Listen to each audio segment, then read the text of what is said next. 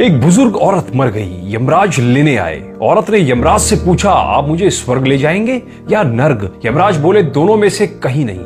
तुमने इस जन्म में बहुत ही अच्छे कर्म किए हैं, इसलिए मैं तुम्हें सीधे प्रभु के धाम ले जा रहा हूं। बुजुर्ग औरत खुश हो गई, बोली, धन्यवाद, पर मेरी आपसे एक विनती है। मैंने यहाँ धरती पर सबसे बहुत स्वर्ग नर्क के बारे में सुना है। मैं एक बार इन दोनों जगह को देखना चाहती हूँ। यमराज बोले, तुम्हारे कर्म अच्छे हैं, इसलिए मैं तुम्हारी ये मनोकामना भी पूरी कर देता हूँ। चलो हम स्वर्ग और नरक के रास्ते से होते हुए प्रभु के धाम चलेंगे। दोनों चल पड़े। सबसे पहले नरक आया।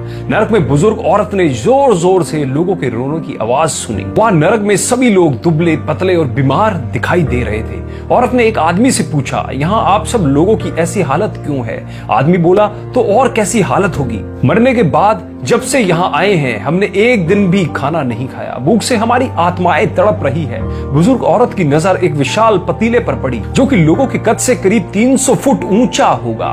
उस पतीले के ऊपर एक विशाल चम्मच लटका हुआ था।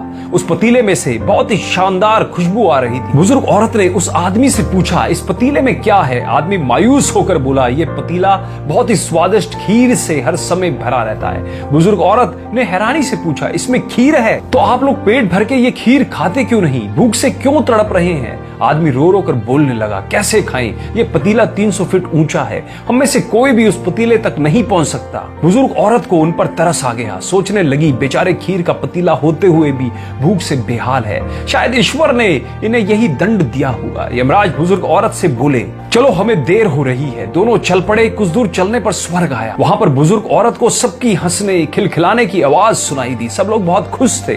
उनको खुश देखकर बुजुर्ग औरत भी बहुत खुश हो गई। पर वहां स्वर्ग में भी बुजुर्ग औरत की नजर वैसे ही 300 फुट ऊंचे पतीले पर पड़ी जैसा नरक में था।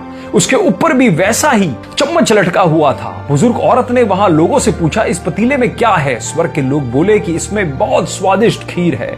बुजुर्ग औरत हैरान हो गई। उनसे बोली, पर यह पतीला तो 300 फीट ऊंचा है, आप लोग तो इस तक पहुंच ही नहीं पाते होंगे। उस हिसाब से तो आप लोगों को खाना मिलता ही नहीं होगा, आप लोग भूख से बेहाल होंगे। पर मुझे तो आप सभी इतने खुश लग रहे हैं, ऐसे कैसे? लोग बोले, हम तो सभी लोग इस पतीले में से पेट भर के खीर खाते हैं। औरत बोली, पर कैसे? पतीला तो बहुत ऊंचा है। लोग बोले, तो क्या हो गया? पतीला ऊंचा है तो यहाँ पर कितने सारे पेड़ हैं। ईश्वर ने ये पेड़ पौधे नदी झरने हम मनुष्यों के उपयोग के लिए ही तो बनाए हैं।